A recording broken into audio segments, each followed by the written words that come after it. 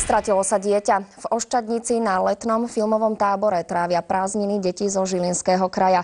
Dnes ráno ale jedno z nich neprišlo na ranný nástup. Všetci začali prehľadávať chatu aj okolie, ale bez úspechu. Lucka!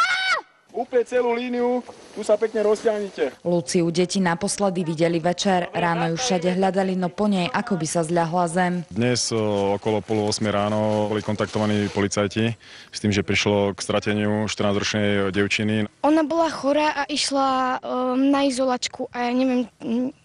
Nad ránom sa zistilo, že dieťa sa nedostavilo na program. 15-ročnú Luciu hľadali policajti, záchranári, hasiči, ale aj samotné deti. Záchranárske týmy a špeciálne vycvičené psy prehľadávali náročný horský terén. Po 2 hodinách pátrania vystrašenú a zranenú Luciu našiel Marcel. Už, rodičia už vedia.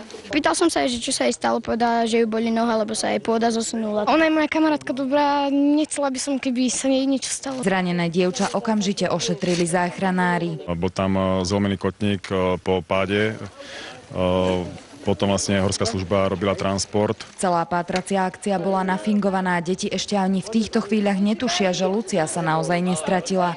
Zmiznutie, ale aj následné pátranie majú na svedomí vedúci tábora. Je to prevencia proti tomu, aby takto situácia vznikla, keďže deti pochopia, aká je tá pátracia akcia náročná. Bolo tu približne 30 profesionálnych záchranárov plus záchranári dobrovoľní. Z Oščadnice pre televíziu Joj Andrea Lukoničová.